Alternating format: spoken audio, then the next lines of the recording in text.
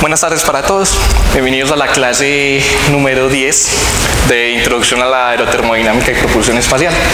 El día de hoy tenemos una clase en la que veremos un corto resumen de lo que veníamos tratando para poderlo enlazar con lo que vamos a ver nuevo. Y eso nuevo que vamos a ver tendrá que ver con la siguiente parte del curso, que es la parte de aerotermodinámica. Entonces, nuestra agenda del día de hoy, en un nuevo tablero, es la siguiente.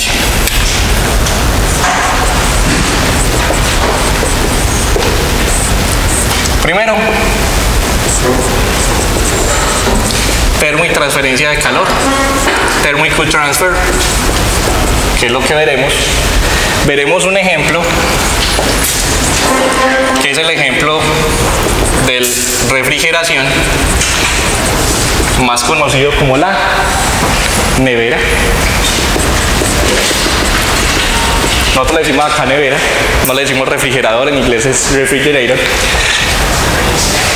Perfecto. En la tercera parte de la clase veremos un ejemplo conceptual de transferencia de calor.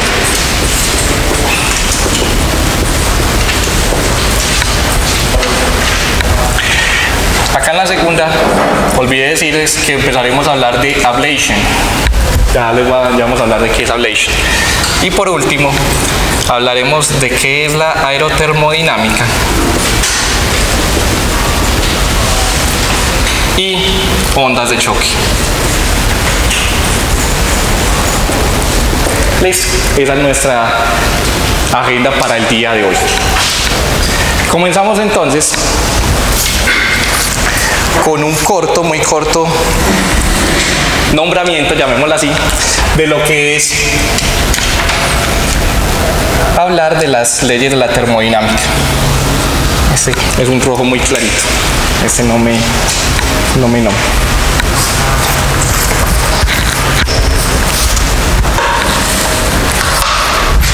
Ya estaba muy seco. Hablaremos entonces con este color de las leyes de la termodinámica. Repaso rápido. Primera, ley 0, la del equilibrio térmico. Primera, ¿qué es? Conservación de la energía. Segunda, cambio en la entropía de ¿quién? Del universo mayor o igual que 0, que tiene que ver con la entropía del sistema. Y por último, la tercera ley, que es la entropía de un cristal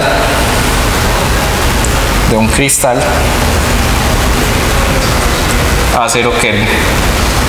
Listo, ya eso lo recuerda, eso no tiene chiste. Ahora hablaremos entonces de cool transfer, transferencia de calor. Y aquí voy a nombrar ciertos detalles que, a pesar de que habíamos hablado la clase anterior, necesitamos tener muy en cuenta. Primero, siempre se transfiere energía en forma de calor de la temperatura mayor a la temperatura menor, ya lo habíamos dicho. ¿Es necesario que haya un medio? No es necesario un medio para transferencia de calor, de energía en forma de calor. ¿Por qué? Porque a pesar de que para conducción y convección sí se necesita, para radiación no. Son esas tres formas. Entonces a esas tres formas se le llaman formas o mecanismos de transferencia de energía en forma de calor. Lo curioso es que en termodinámica usted tiene ecuaciones básicas. Recuerde que la termodinámica habla de estados de equilibrio. En la transferencia de calor, a pesar de que usted tiene ecuaciones básicas, puede tener ecuaciones no tan básicas, otras ecuaciones no tan básicas. Y ya vamos a hablar de eso. Y que habla de un proceso en el que se transfiere energía. Listo.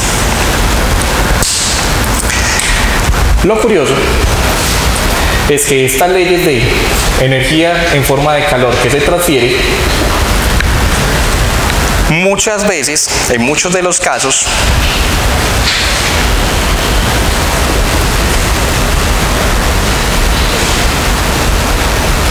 no está dada por las ecuaciones que nosotros estudiamos. Pero en algunos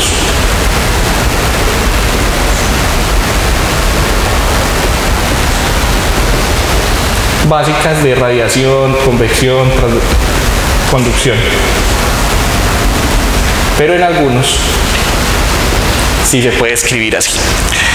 No, hombre, usted parte de lo más básico, lo que interesa es el concepto, y después ¿qué hace? Avanza a una parte matemática mucho más desarrollada, mucho más completa, en la que usted puede hablar de casos más generales. Es más, esta energía en forma de calor que se transfiere, en muchos de los casos no es hallada con una teoría completa, sino que se hace analogía y se compara con métodos experimentales. En esas analogías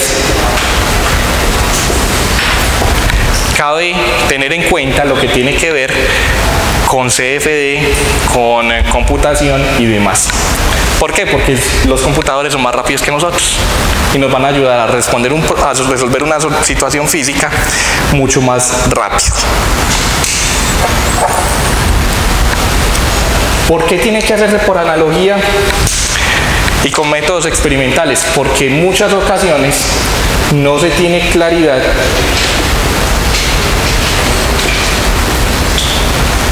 de todo el proceso completo, sino de una parte o de otra, y así sucesivamente. Listo, preguntas. Eso es lo que usted debería saber. 2 minutos para eso.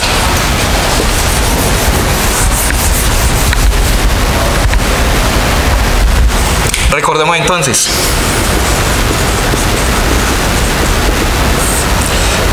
Los mecanismos de transferencia de energía en forma de calor son conducción, que siempre necesita un material, que en los metales la conducción se da generalmente por los electrones. ¿Y su ecuación es cuál? ¿Me recuerdan cuál era la ecuación de la conducción?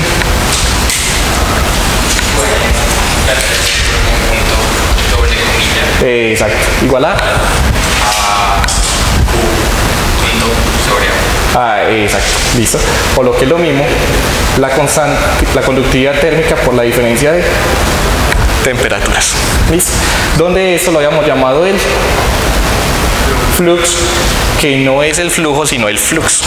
Recuerde que flux tiene un concepto diferente, que es el flujo o la transferencia de energía en forma de calor por unidad de tiempo dividido el área. Y esto se va a dividir por la longitud. Recuerda la ecuación que les dije que integraran. Es esa. Se tenía una placa, bla, bla, bla, bla, bla. Esta es la longitud, esta es la diferencia de temperaturas, T1, T2, hay transferencia de energía en forma de calor en esta dirección, bla. Listo, resumido. Convección. Necesita un medio. Y su ecuación está dada por... bueno, ¿me recuerdan qué es la K? ¿La qué? La constante, esa constante de proporcionalidad, ¿cómo se llama? La conductividad térmica, exacto. O la constante de conducción. La forma para la convección es relativamente similar.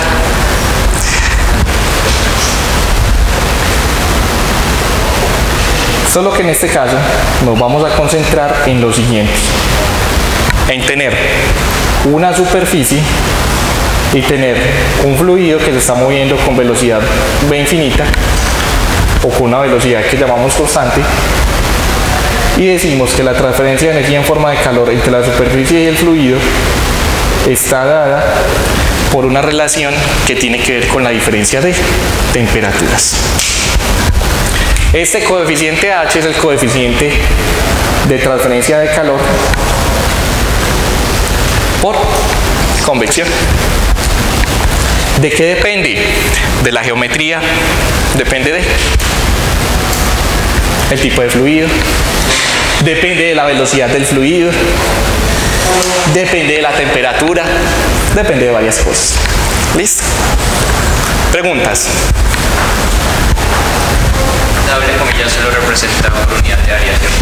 La doble comilla para la notación que tenemos, exacto, indica por unidad de área. Recuerda que lo voy a escribir por acá. Q punto, doble comilla, sería Q punto por unidad de área. Listo. Notaciones.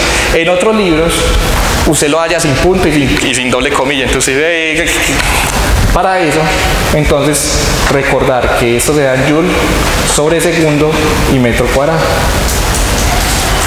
¿Listo? O watts sobre metro cuadrado. Sí, contame.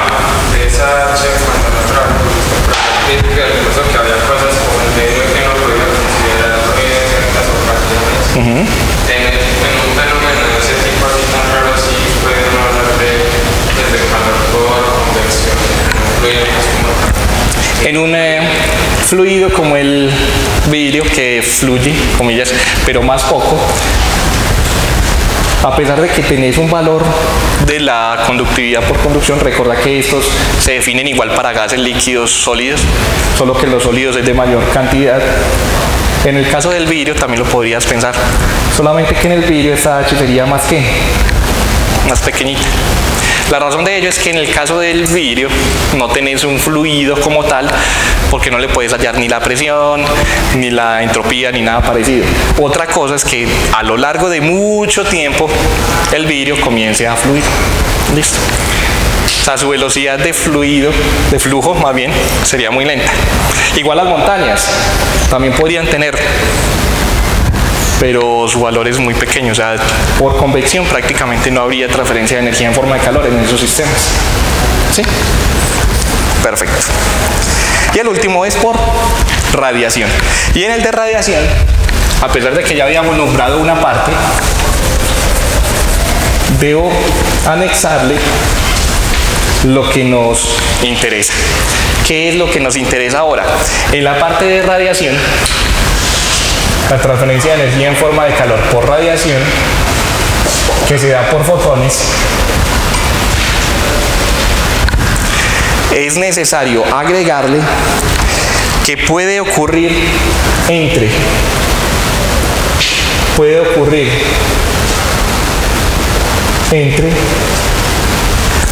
superficies o, por ejemplo, puede ocurrir entre una superficie y un medio, que para este caso se llamaría un medio participante, así como cuando ustedes vienen a clase son los participantes de la clase, que para el caso sería el gas.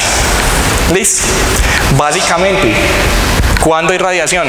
Cuando usted tiene la parrilla de su casa o tiene una vela y está recibiendo calor por eso. La energía en forma de calor por unidad de tiempo neta para un sistema de esos, ¿cómo se escribiría?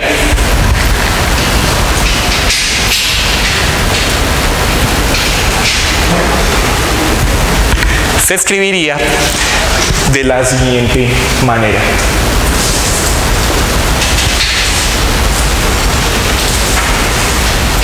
En donde tiene usted una emisividad efectiva del sistema. Emisividad efectiva.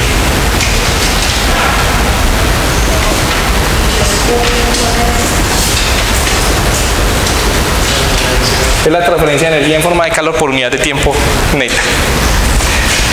Es decir, que solamente, por ejemplo, vos tenés una superficie acá. Esa superficie irradia energía. Vamos a hacerlo al contrario. Hay un gas que puede irradiar energía acá. Pero conforme irradia energía en la superficie, si la superficie, por decir algo, es reflectiva, por decir un caso, parte de la energía se refleja y otra parte se transfiere. porque igual son fotones. Ya no serían como luz, sino como radiación. Esa parte es la que están considerando la transferencia neta.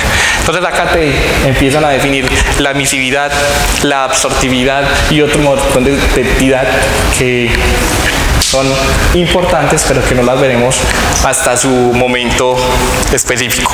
Por ejemplo, considerando el transbordador espacial, este transbordador tuvo un pequeño percance y fue que en una de sus misiones, ¿cómo se llama eso?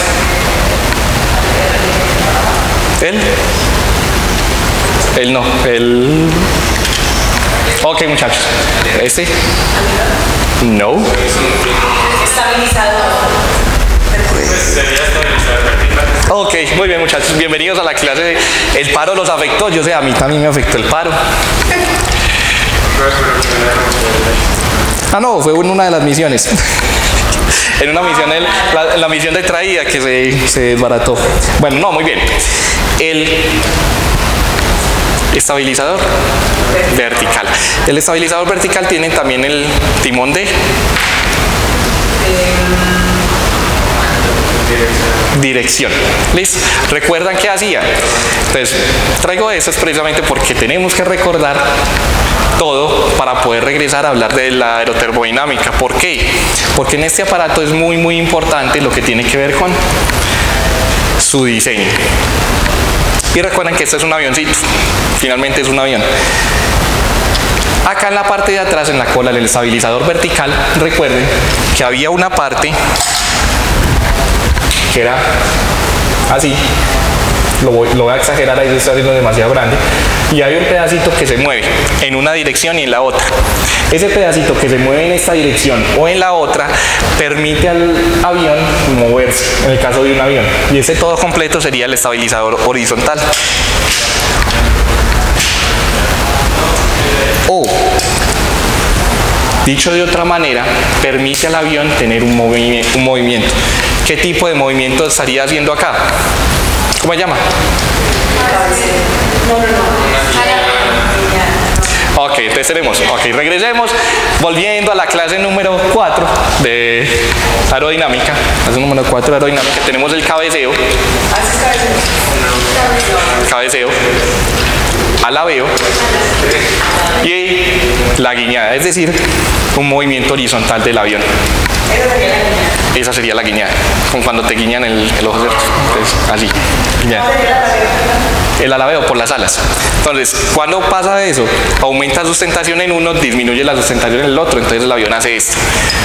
Pero los aviones nunca hacen esto en un instante dado así, sino que ustedes van en el avión y empiezan a notar esto como que está yendo para un lado. Claro, y usted nota que va a estar yendo para un lado, es que el avión realmente se está yendo para un lado, pero usted no lo percibe casi.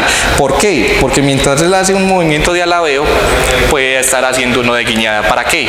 Para que el movimiento sea más suave, más sencillo. Cuando veamos, después de recuperar mi número, cuando veamos con el piloto cómo es que se maneja la visita que vamos a hacer al aeropuerto, le podemos preguntar también, si Dios quiere. Listo, estamos pendientes de eso.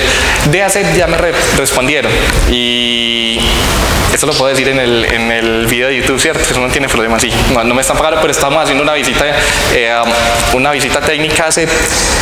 Me están pidiendo aquello de los seguros, así que por favor en ingeniería me averiguan y me averiguan también en ciencias cómo lo pueden tramitar.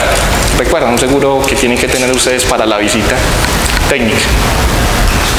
Bueno, hablando entonces de lo que veníamos hablando, el transbordador está pintado de un color particular. ¿Cuál? El blanco. ¿Por qué? Y tiene partes pintadas de negro. ¿Por qué? Para que no absorbiera tanto calor. Listo. Efectivamente, estas partes, coincidencialmente, note qué partes están pintadas de negro. Borde de ataque, ¿cierto? El borde de salida está de blanco. Y la nariz, correcto. Listo. ¿Habrá alguna razón? Absorción de calor por radiación. ya lo veremos en más detalle apenas hablemos de cómo realmente ingresaba el transbordador. Que muy seguramente algunos de ustedes no habrían nacido en esa época. Yo tampoco. ¿Pero? Este es el Atlantis. ¿Listo? El Atlantis. Efectivamente. Sí, muy bien. ¿Preguntas? No more questions. Ok, entonces vamos a pasar ya a la parte de el manejo, de cómo se maneja la parte aerotermo, la parte de transferencia de calor en la ciencia aeroespacial, y vamos a hacer un ejemplo de un refrigerador. Entonces empezaremos, de acuerdo a como hemos hablado en la clase, con el ejemplo de la refrigeración. ¿Listo? Vamos a hablar de cómo funciona una nevera. Y esto lo digo anexándolo a la visita técnica que haremos, porque aquí nos daremos cuenta de que es qué es lo importante cuando habla usted de una nevera. ¿Qué es una nevera? Una nevera es tal vez un dispositivo muy extraño. ¿Por qué?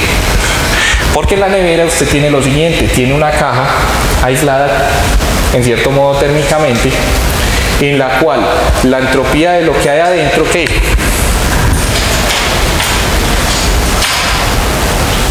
Que la llamaremos comida, cambia la entropía de lo que hay adentro, es negativa. Usted entra, usted le pone agua y se le vuelve hielo, pone comida caliente y se le enfría. Interesante. Eso quiere decir que entonces esto va en contra de la segunda ley de la termodinámica, ¿no?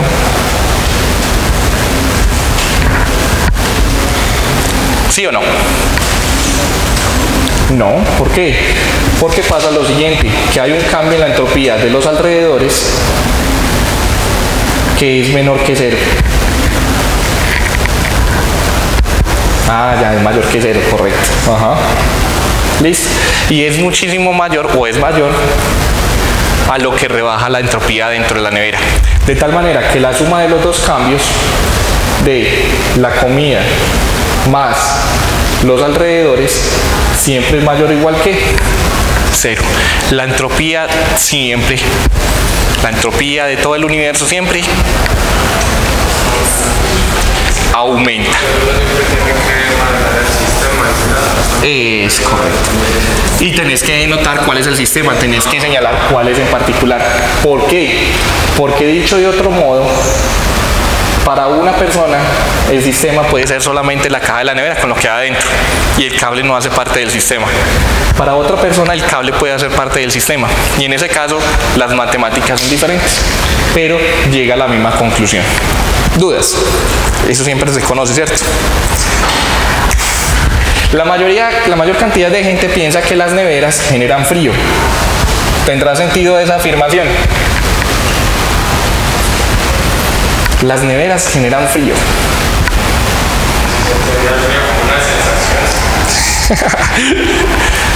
Realmente no sería muy correcto decir que generen frío porque ellas no están haciendo frío. Ellas están absorbiendo calor, que es distinto.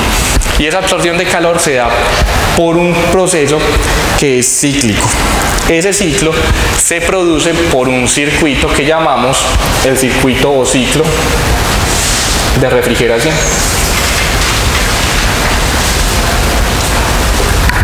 Obviamente para las neveras. En ese ciclo de refrigeración es muy claro que las neveras tienen dos partes. Una, la parte de adentro y otra, la parte de afuera. Sí, pero es que hay algo curioso, algo interesante. La parte de adentro permanece con qué temperatura y la parte de afuera permanece con qué temperatura. La parte de adentro está fría, la parte de afuera está caliente. Tanto que hay gente que le pone ropa atrás a la nevera para que se seque. No, pues vaya a dañar, así va a dañar la nevera y ya se va a dar cuenta por qué. La nevera tiene en principio 4 partes. Una, un compresor. 2, ¿un qué? También con C. Un condensador. 3.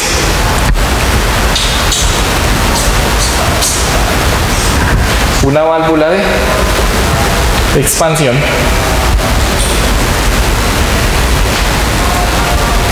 Y 4. Un evaporador.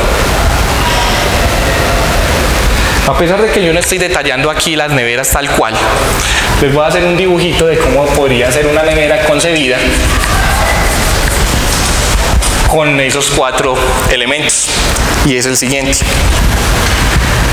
Yo no sé dibujar neveras, pero la idea es la siguiente. La nevera tiene aquí un cilindrito que va a ser el 1, llamado el compresor. Listo. El compresor tiene conectado hacia la parte de atrás de la nevera. Piense que acá la nevera es donde se abre. Tiene conectada la parte de atrás de la nevera, y lo voy a exagerar, una cosita así. Listo. Como una rejillita. ¿Y esa rejillita para qué? Esa rejillita es lo que se conoce como el condensador, parte 2. Luego de esa rejillita pasa por la parte de acá abajo, ya le voy a mostrar cómo, a dónde. Todo esto está a lo largo de la nevera, pasa por un filtro que deshumidifica la cosa que pasa por ahí, ya les voy a decir qué es, y pasa por una válvula de expansión que viene en esta dirección y sube acá para pasar por aquí de cualquier otra manera, como en una rejillita parecida, y bajar de nuevo para llegar al compresor. Voy a hacer con colores, pero el color que tengo en este momento, del que dispongo, no es muy claro. Es demasiado clarito el color, está ya como apagado, pero eso es lo que voy a mostrar. ¿Listo? Entonces tenemos el condensador. Esta que de acá se conoce como la 4, esa que es como un resortico, que sería la válvula de expansión, esta es el 3. 1, 2, 3, parte 4, el evaporador que está aquí, que no es más que el congelador. El evaporador básicamente es el congelador. Preguntas. El congelador. Esas 4 partes, ¿cómo funcionan? De la siguiente manera. Todo adentro tiene lo que se llama un fluido o un líquido refrigerante. Ese fluido refrigerante, hace unos años, hasta 1987, que en Montreal sacaron una resolución, se reunieron para decir que eso no funcionaba bien, era el freón. El freón es un clorofluorocarbonato compuesto dependiendo del tipo de freón, freón 11, freón 12, freón 14, de cloro, carbono y flúor. El freón 11 es el CF4, tetrafluorocarbono. El 12 es el trifluor clorocarbono. Y si no me equivoco, recordando aquí las fórmulas químicas, CCl2, este es CCl2, F2 y este es Cl3, F. Son compuestos que descubrieron que eran frigoríficos, es decir, que eran criogénicos. Se podían utilizar para enfriar las cosas y empezaron a utilizarlos. El problema es que esto tiene un inconveniente ambiental. ¿Cuál? ¿Recuerdan? No. Ok. A usted no les tocó el cambio. Hace un tiempo todo venía en aerosoles, todo estaba viniendo en aerosoles, entonces empezaron a prohibir los aerosoles. ¿Por qué? Porque traían clorofluorocarbonatos, más conocidos como CFC. Y por allá usted escuchaba que decían, no contiene CFC. Para los aerosoles. Para las neveras hacían lo mismo. Las neveras viejitas trabajaban con freón. Interesante. Ya no, ¿con qué trabajan? Le dejo la pregunta. Ese fluido refrigerante que se mueve hace lo siguiente. Primero, y acá es donde viene la magia de las neveras. Esto que de acá se llama un serpentín. Entonces le dicen, el serpentín de la nevera. ¿Por qué se llamará serpentín? Pues porque se parece a una serpiente, ¿cierto? Pues tiene serpentín aquí, tiene serpentín arriba. Tiene serpentín por detrás de la nevera y serpentín en el congelador.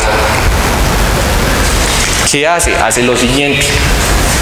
Aquí el fluido ingresa como gas. Conforme pasa por aquí, ese gas que hace un recorrido por todo el condensador libera energía en forma de calor. Y liberar energía en forma de calor para un gas es enfriarse, uno, ¿y qué? Y condensarse. Luego cuando llega aquí, se filtra y a medida que va pasando desde la válvula de expansión, al expandirse y hacer todo este recorrido, se convierte en ¿qué? En líquido, ¿seguro? Ok, estrictamente hablando es lo siguiente. Viene por acá como gas, se va transformando en líquido.